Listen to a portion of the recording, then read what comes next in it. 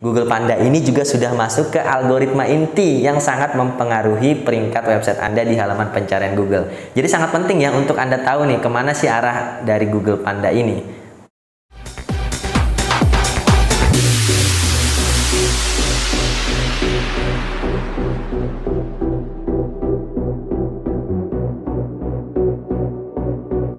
Halo semuanya, jumpa lagi bersama saya Devri, masih di channel Devri SEO. Kali ini kita di konten belajar SEO. Pada konten kali ini saya ingin kilas balik ya tentang timeline perubahan algoritma Google dari tahun 2011 sampai tahun 2022. Mungkin nanti videonya akan kita bagi ke dalam beberapa part ya. Video ini merupakan part 1 tentang algoritma Panda tahun 2011. Algoritma lainnya nanti akan kita bahas juga di video-video lainnya. Kenapa saya ingin membahas ini? Karena saya rasa ini cukup penting ya, agar kita tahu kemana sih sebenarnya perubahan algoritma Google. Ya dari tahun 2011 sampai tahun 2022, kenapa banyak sekali terjadi perubahan algoritma Google. Satu tahun itu bisa 3 kali untuk update besarnya, dan update-update kecilnya bisa mungkin puluhan sampai ratusan ya. Dengan mengetahui kemana sebenarnya arahnya, polanya seperti apa, nantinya juga kita akan bisa memilih teknik SEO seperti apa sih sebenarnya yang akan bertahan lama,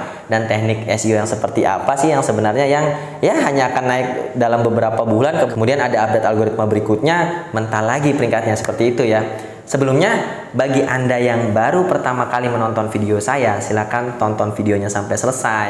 Like kalau Anda suka dengan videonya, dislike kalau Anda tidak suka. Anda juga bisa membagikan video ini jika Anda rasa videonya bermanfaat, atau Anda juga bisa berkomentar di kolom komentar jika ada hal yang ingin Anda tanyakan atau Anda diskusikan. Kita masuk ke timeline perubahan algoritma pertama, yaitu Google Panda. Google Panda pertama kali diluncurkan pada Februari 2011. Pembaruan berikutnya terus berlanjut dan ditambahkan ke algoritma inti Google. Ya, jadi Google Panda ini juga sudah masuk ke algoritma inti yang sangat mempengaruhi peringkat website Anda di halaman pencarian Google. Jadi sangat penting ya untuk Anda tahu nih kemana sih arah dari Google Panda ini. Panda diumumkan untuk menargetkan situs dengan konten berkualitas rendah. Ini adalah salah satu sinyal pertama bahwa Google berfokus pada konten untuk pengalaman pengguna. Jadi Google Panda ini kalau kita lihat di sini ya, dia berfokusnya pada konten berkualitas rendah. Mencari di halaman pencarian Google ya konten-konten yang berkualitas rendah untuk kemudian dihilangkan dari halaman pencarian Google. Tujuannya apa? Tujuannya jelas ya. Tadi di sini sudah dikatakan bahwa mereka berfokus pada konten untuk pengalaman pengguna. Jadi Google ingin benar-benar menyajikan konten yang berkualitas, konten yang memberikan informasi yang lengkap, yang jelas ya untuk user mereka. Jadi ketika nanti user masuk ke halaman pencarian mereka, mengetikkan sesuatu di mesin pencari Google, mereka mau konten-konten yang muncul adalah konten-konten yang berkualitas baik. Website-website dengan konten yang berkualitas baik, yang kontennya dapat memenuhi apa yang dicari oleh user tadi. Ya kurang lebihnya seperti itu.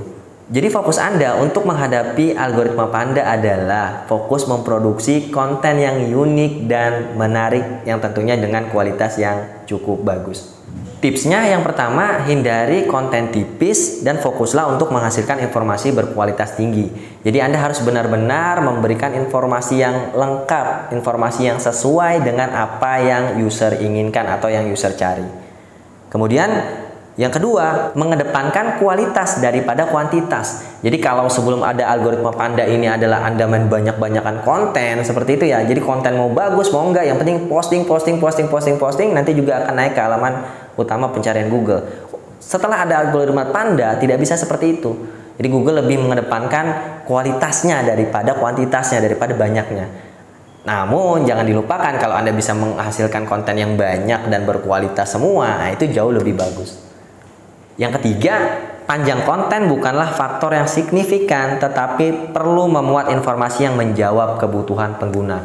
Jadi di algoritma Panda ini dikatakan bahwa panjang konten itu nggak penting ya, 1000 kata, 2000 kata, 3000 kata, atau 500 kata sekalipun itu nggak ada masalah buat algoritma Panda. Yang terpenting adalah konten itu benar-benar menjawab kebutuhan dari pengguna.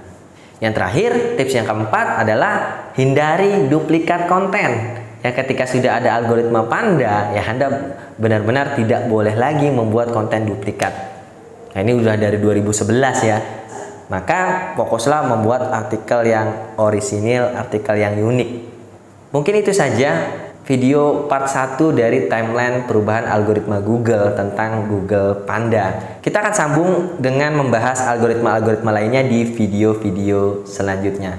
Like kalau Anda suka dengan videonya, dislike kalau Anda tidak suka. Sampai bertemu di konten-konten selanjutnya.